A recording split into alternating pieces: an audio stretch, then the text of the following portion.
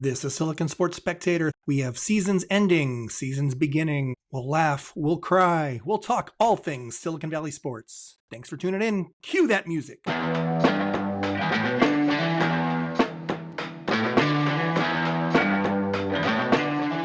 It is incredible to be here with you. Lots again to cover today. First, I want to give a special shout out. We have some new followers now. We get great insights into the statistics and who's joining. And no, I don't know to what level that they are engaging, but to those of you who've turned in from the UK and from Russia even, thank you. Though to be fair, maybe that audience in Russia could just be the mail order bride service that I've been contacting for a while here. So Svetlana, this is for you. Awful humor aside, let's talk some things that our audience really want to hear about, which is Bay Area sports. And we got lots to talk about. We have football, we got basketball, we got soccer, baseball, hockey. It never ends. Well, some things do come to an end, but as soon as they do, we have other things popping up in their place. We'll talk about that all today. But first, a really cool place to start out, actually. Just does not get big press because it's really kind of just local news. We have the Bay Area Sports Hall of Fame. If you've ever been at SAP Center in San Jose where the Sharks play, you've probably walked around the galley there and you've probably seen all of these plaques of various members. We honor them there. And the most recent class was just announced here. And it's funny that I came across this because I didn't get a newsletter or anything like that. I was just kind of thinking about this and was curious about when they do announce it. Well, the press release just came out this week. I happened to check their website, and the class is getting honored today, actually May 15th, with a specific event. So really interesting timing, but great to see. And what a cool class. So the class that has been announced, the Bay Area Sports Hall of Fame, is soccer player Alex Morgan, who we know, of course, from her time at Cal and the U.S. women's national team. Also joining her in the Hall of Fame class, Joe Rudi, the baseball star from back in the 70s when the A's were running their 70s dynasty. Joe Rudi was the captain of that team, originally hailing from Modesto, so it's a great hometown hero story. Congrats to Joe Rudi. Eric Wright from the 49ers was also honored with entry into this Bay Area Sports Hall of Fame. Eric Wright was a star defenseman during the heyday of the 80s, the late 80s for the 49ers. Congrats to Eric. Mike Montgomery, the former coach of the Warriors, of Stanford, of Cal, been a big presence in basketball for all things Bay Area. Mike Montgomery, take back all those mean things I said about you during those years when you were coaching the Warriors, but congratulations on a great career. It's actually was looking at some of his stats and everything, and it's big picture. It's great to see that. Only coached the Warriors for 2 years, and those were in tough years in the early 2000s or so, but anyways, congratulations, Coach Mike Montgomery. Last entry is the one person I didn't know, and I'm kind of ashamed that I didn't. This is Dr. Harry Edwards. I admit I did not know much about him or anything, but a really cool bio. He's a human and civil rights icon, as described on the website. As a student at San Jose State, he was a two-sport athlete in basketball and track, and has been a influential member or influential participant in the Olympics at Cal. He's a professor there.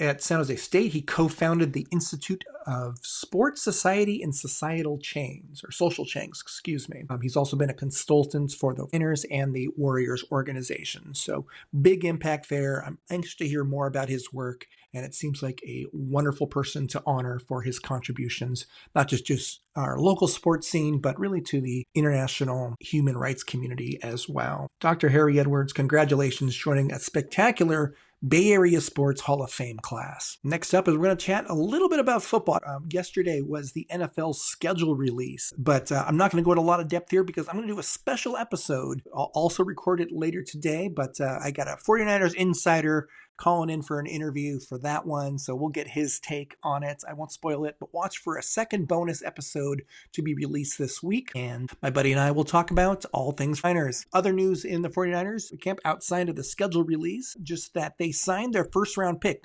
defensive lineman Michael Williams, looking ahead for some big things, already signing him to a contract. That's great to see. Another funny thing in the football world, just this is the first that I've heard of it, and you've probably seen the image now on that's floating around social media and everything, but they've announced a John Madden movie, and very curious casting. So we got Nick Cage playing playing John Madden in the title role. Kind of crazy to think that. You wouldn't ever associate those two, but the image that they released as part of this, he actually does look a little bit like Coach Madden. Now, this is early Madden in his younger coaching years look, but good job capturing it. The other role there is in the telling of the Madden story. Of course, you have to include the owner, Al Davis, in there, played by Christian Bale, incredible actor who, when you look at the photo that was released, my goodness, he is spot on. Like he's got to look down. So really anxious to see such a versatile actor play that role. It's got to be a good complex one. I don't know anything else about the movie other than, again, it's been announced. This project is in the works. Looking like a 2026 release at some point. So yeah, cool story. I love celebrating John Madden, who, of course, not only has, risen to sort of international recognition and fame and so forth, but he was always a Bay Area guy. And that's what I always appreciate. In fact, he was sort of I'll say my neighbor here in the next town over, but that really does not reflect the difference in our lifestyles. He lived in Blackhawk, where I'm in San Ramon. So anyways, cool. Who knows how these biopics, do. I don't think Hollywood's turned out a good movie in a long time, but this is definitely one that just for local interest, I'd love to tune in and see what all comes out. So watch for that Madden movie to be released probably next year. All right, basketball, such a story of highs and lows here. Just last week's episode, we were talking about the Warriors, kind of optimistic.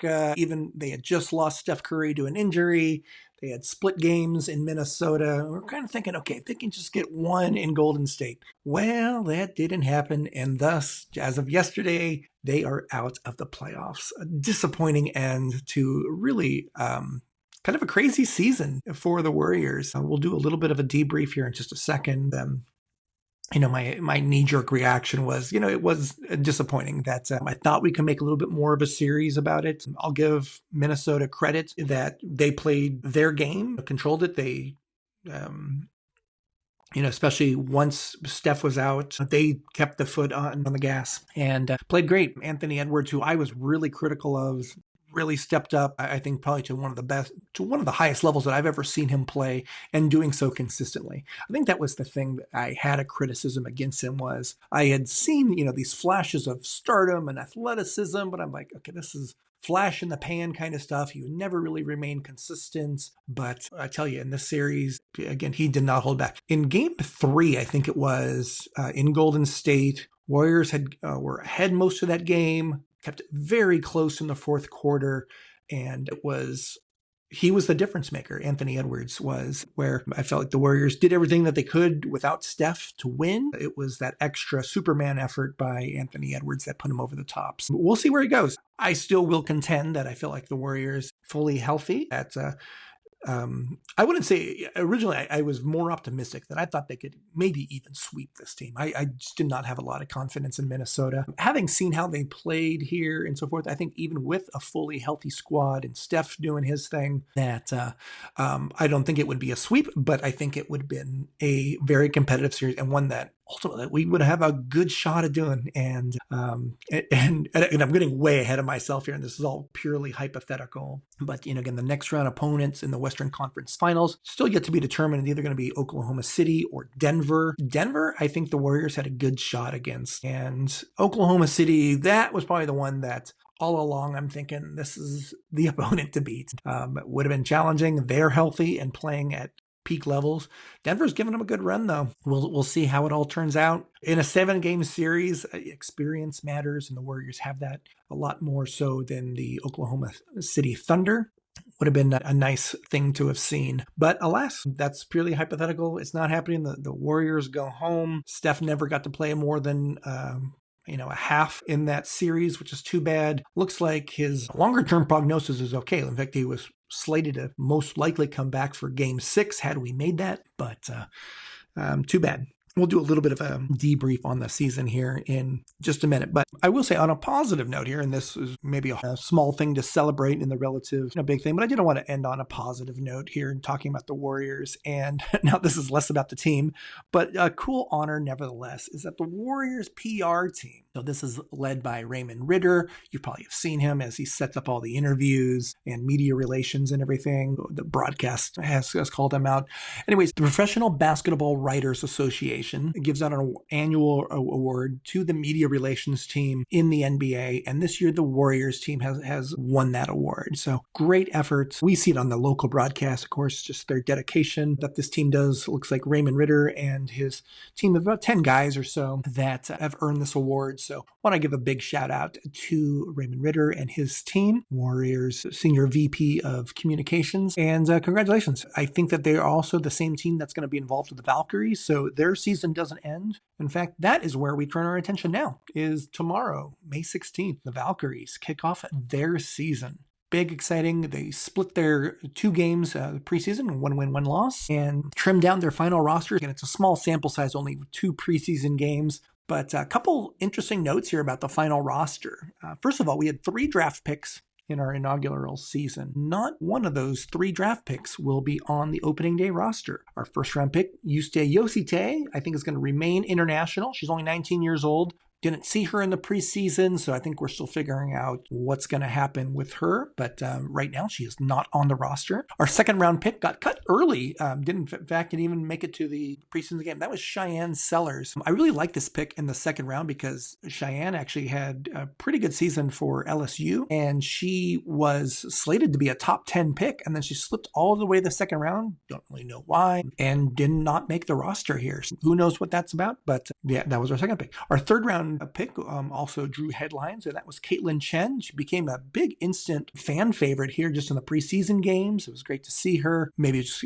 from the Asian community or whatever, but it was great to see. I liked her, because we saw her perform so well in the NCAA championship game for UConn. But Caitlin Chen, who made appearances in those preseason games, but ended up not making the team. So disappointing there, just because it was a story that we like to have seen. Probably the biggest surprise, though, was Letitia Amahir did not make the roster. And if you recall back from last week's episode, in our preseason game against the LA Sparks, Letitia was the one that led the team with coming off the bench with 20 points. We were well down in that game, and it was her efforts off the bench that allowed us to come back into it. She looked great, and I'm a little stunned, and so too seems the rest of the community. There's a lot of negative pushback from fans who were really surprised by this move. So I'm sorry to hear that. I'm sure Letitia will find a good squad to fill in with these inaugural franchises. It's hard to see, right? So we'll see how things all turn out. But watch for the Valkyries season opener beginning tomorrow, May 16th. I think it's also within that week too. I'll be doing I'll be at the game against Washington and the Washington Mystics on May 21st. So I'll have a report back from that game. Back to the NBA here, and just a couple other news items to close out. First, the NBA had its draft lottery. You probably heard this. Did not affect the Warriors. The Warriors were as a playoff team. Were not eligible for the lottery. So we kind of sat back and watched. Still quite an interesting result there, because the Dallas Mavericks ended up getting the first overall pick, even though they had the longest odds to get it. Congratulations to the Dallas Mavericks pulling a miracle, kind of like the NHL, where the New York Islanders had the second longest odds to get the first overall pick. They claimed it. And here in basketball now, same thing. And all the conspiracy theories are running wild about that after Dallas's crazy season. And, this is compensation.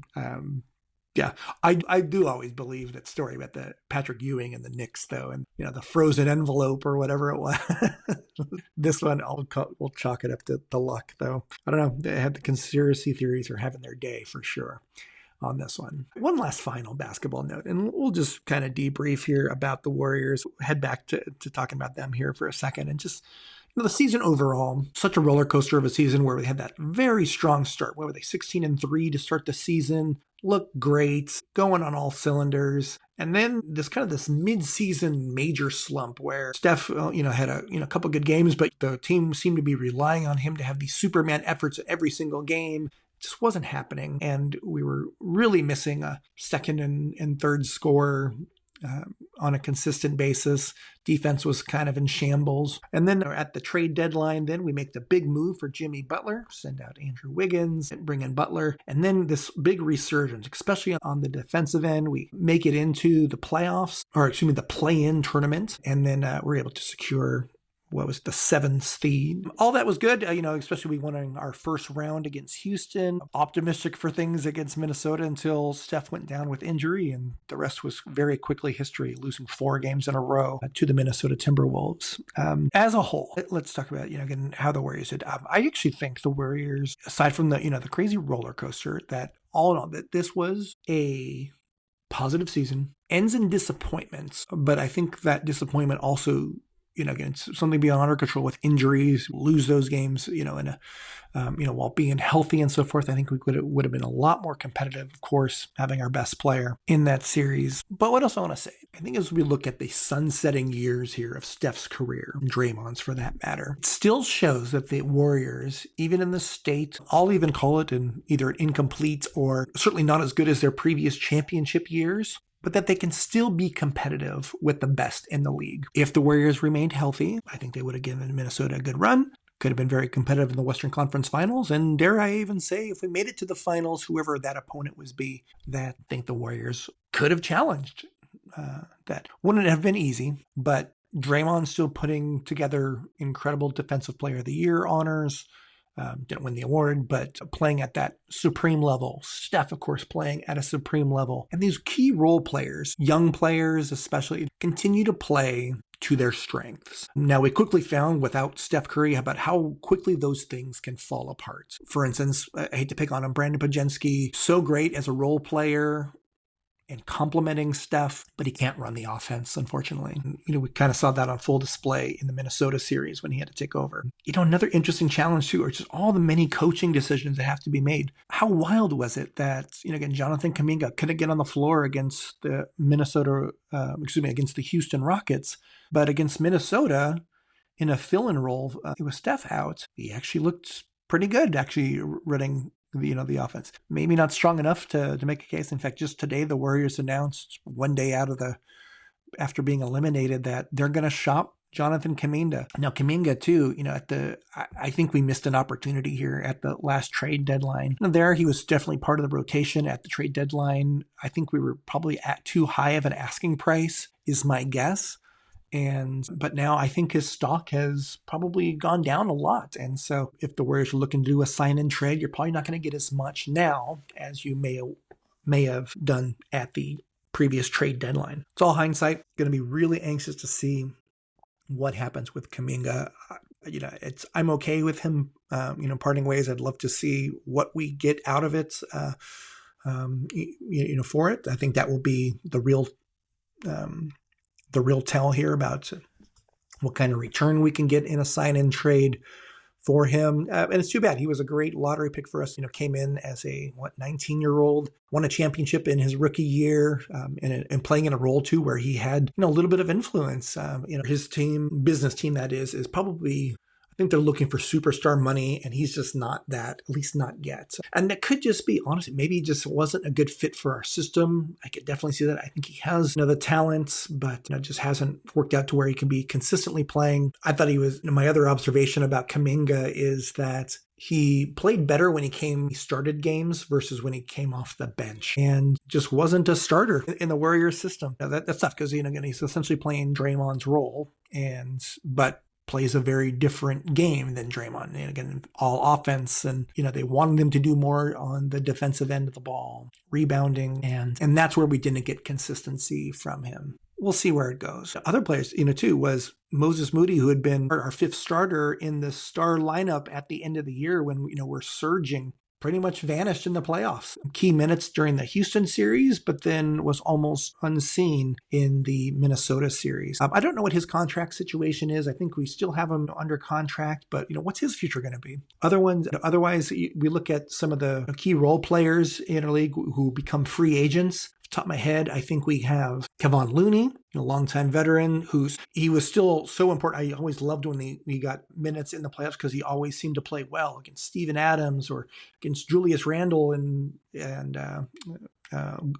Rudy Gobert in Minnesota, getting minutes against them and just got us important rebounds and helped keep us a little bit closer in those games. So yeah, we'll see what happens with him. Gary Payton is another one that's going to be a free agent. Love for us to re-sign him. Again, I think we saw what happened when we didn't sign him, and going back a couple of years now, where we let him go in the offseason and ended up trading back for him because it was like, gosh, this was a piece we never were able to refill. And I thought he stepped up his game, especially on the offensive side of the ball. Had probably one of his best offensive seasons this year to always complement his consistent defensive sides. Hopefully we make that effort to re-sign him. I can't remember if Buddy Hield is up for an extension or not, but that will be a curious one to see. Quentin Post is as a team option. Guy Santos, same situation, has a team option to stay.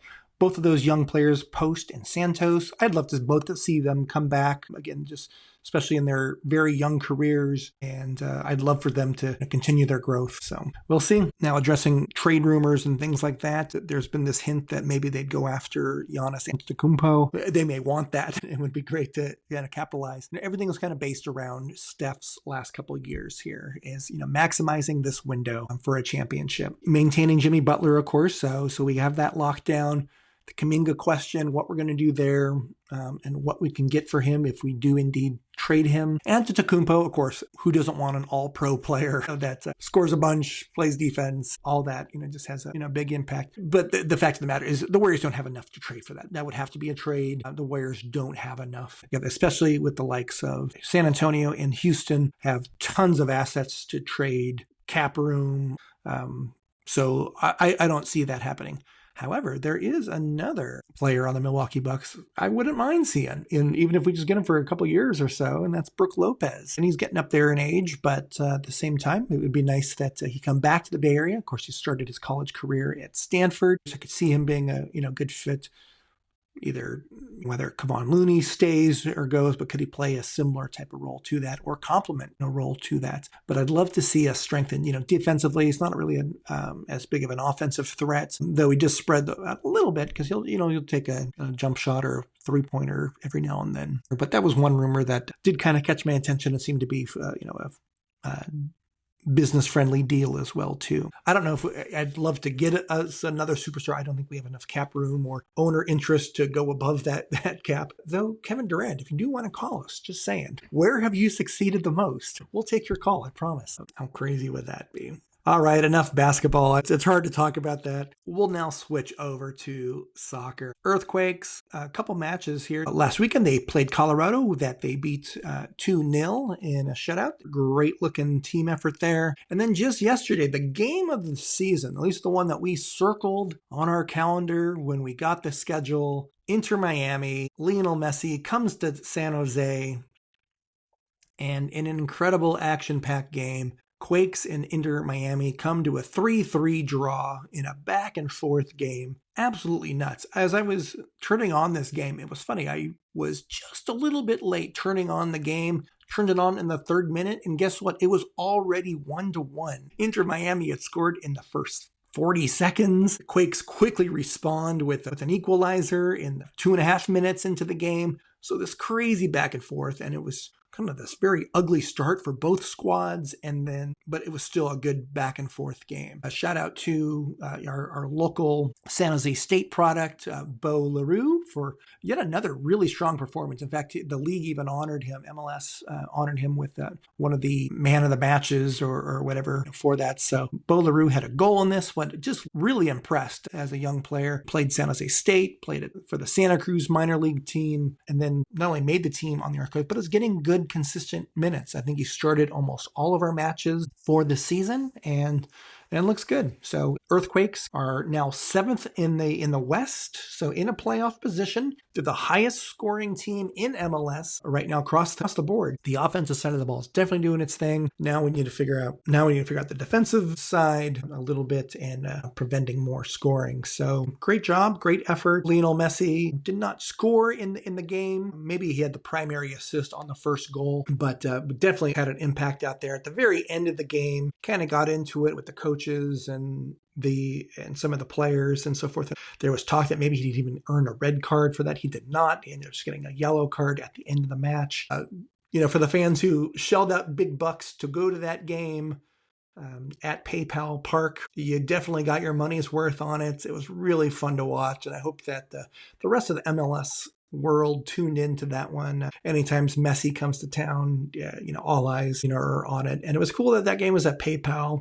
17,000 people showed up, for that big sellout, and what a perfect weather evening and everything. Next up for the Earthquakes, they play New England for a regular MLS match, and then middle of next week, back to the U.S. Open tournament. So that they're in the round of 16. They play the Portland Timbers, who are looking pretty weak this year. I think the Quakes have already beat them once this year, and hopefully we can translate that same effort to the U.S. Open tournament and advance there. All right, some baseball news here. Our San Francisco Giants continue to, well, it's actually been a hard week lately, but they've maintained their position in the standings, still third right now in the NL West. Still pretty close there. The A's are coming to town next week, kind of for a quasi Battle of the Bay. Brings back some memories. I looked at ticket prices for this one. Still remains pretty high for it, so it's nice that people are kind of still seeing that as a rivalry game. In fact, it's baseball's rivalry weekend, and so that's who the Giants get paired up with. I'd love to see the Giants do well against them, though.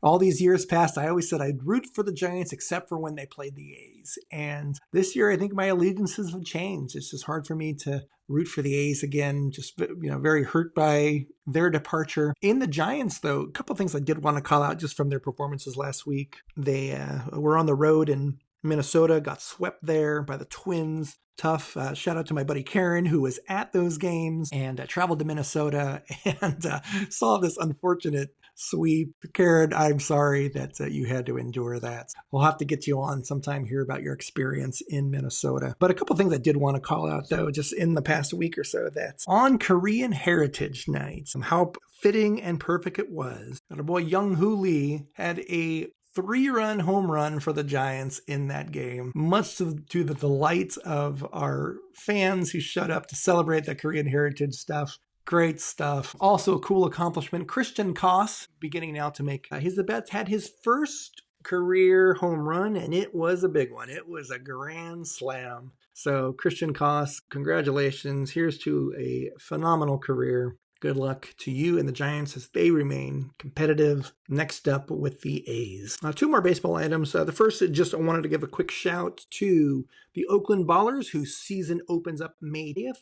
They have a short preseason, or a couple games coming up here, but then May 20th is their season opener. Inexpensive, great atmosphere. Check that out. The other baseball story to conclude on here was at the league level. Major League Baseball announced a big change, and that was to a change in the rules of Hall of Fame eligibility. And that is after a player is deceased, if they had experienced a lifetime ban, and we know some people who fall into that category, is they can be reinstated after their death. And so the big names that this directly affects, Joe Jackson from the infamous Black Sox scandal, and Pete Rose, all-time hits leader. So I guess all the big debates right now is, now that these guys are potentially eligible to be voted into the Hall of Fame, and they have baseball careers that definitely stand up to it, is will they get voted in? The Hall of Fame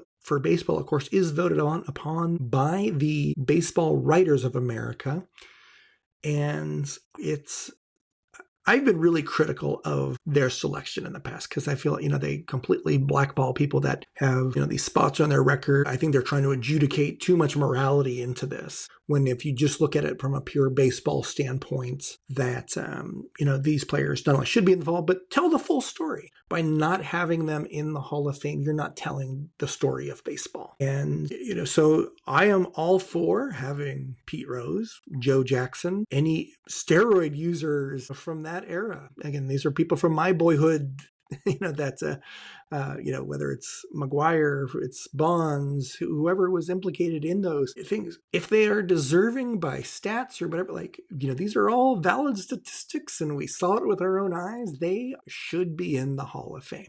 But again, if there's a darker side of the story, tell that story too. That too belongs in the Hall of Fame. I think the baseball writers seem to have a very different approach. They talk about there is a character clause, so that should factor into that. I disagree with that. If Ty Cobb, who was a total sleazebag, and I'm picking on him just because I know some of the stories, if he can make the play, with his very open sentiments that, were racist or anti-Semitic or whatever, all of that. If, he can make the Hall of Fame, and, based on his baseball stats, tell part of that story. Yes, deserving from athletic accomplishment standpoints, but I don't think it's the baseball writer's position to talk about, I think it diminishes both the Hall of Fame as well as the baseball experience as a whole to not have them in there. So we'll see how this next round of Hall of Fame voting goes. Players such as Rose and Joe Jackson, if they get in, I'd love to see it and celebrate them in there. To be determined on that. All right, appreciate you making this far. One more sport to cover, and that's hockey. You would think that hockey in the summertime begins to slow down, and that is absolutely not the case. NHL playoffs are still going on full steam. Some of the best games, back and forth, incredible performance. I think it's some of the best TV on. But a couple other notes, even outside of the NHL playoffs.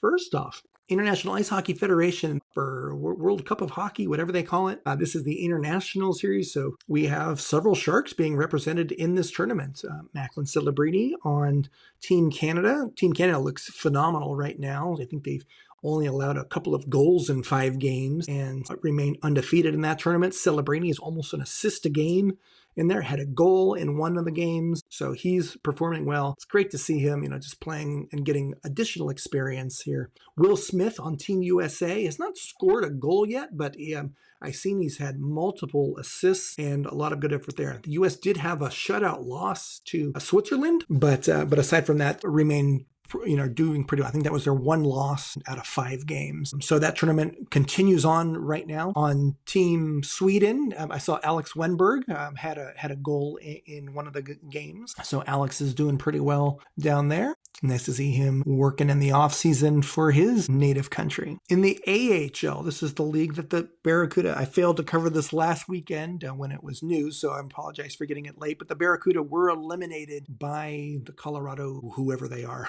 Can't remember, but the Barracuda were eliminated in that. It was too bad. When they got to the playoffs, they had this big surge at the end of the season to make the playoffs, but then had a lot of injuries. Most notably is Andrew Pudolarski, league MVP of the AHL for the Barracuda, had one of his best seasons. He was out for almost all of the playoffs. So obviously that had an impact. And after the Barracuda were eliminated, there was a press conference where he was asked about his future, and Potts was kind of critical of the Sharks organization specifically. Actually, only got called up for a couple of games, maybe 2 games, I think, this season. Maybe it was more than that, but not a huge impact, and was quickly sent back down. And I think he was only covering for an injury, and he felt as though he really didn't get his share. Goes back to the Barracuda and then performs at this MVP level for the Barracuda. And so you're right. And this is a guy that's been in the organization for a long time. He feels as though he has earned more time in the NHL and hasn't gotten it. So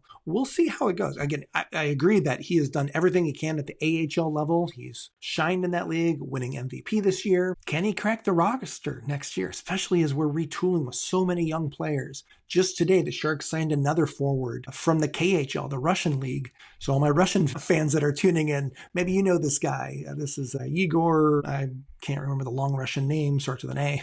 But this guy that they just signed has had a little bit of NHL experience, played within the Nashville Predators organization. No big stats, but played a full season in the KHL last year. There's another big power forward that the Sharks have signed, and likely to give us some depth. Anxious to see how he plays. I don't know a lot about him though. Otherwise, part of the most exciting news though, tangential to the Sharks organization, is in the OHL playoffs. Now, the OHL, the Ontario Hockey League, this is probably the highest level amateur hockey in Canada. They're in their finals right now. The London Knights are playing the Oshawa Generals. So this is the London, Ontario Knights. But the London Knights have 2 prospects on the Sharks organization that are absolutely starring. First off, Kasper Halttunen. I don't think I've mentioned his name yet, but again, he was a 2023 draft pick for the Sharks. I think we got him in the 2nd round. Absolutely has shined in these OHL playoffs. In these finals against Oshawa, he had double hat tricks. So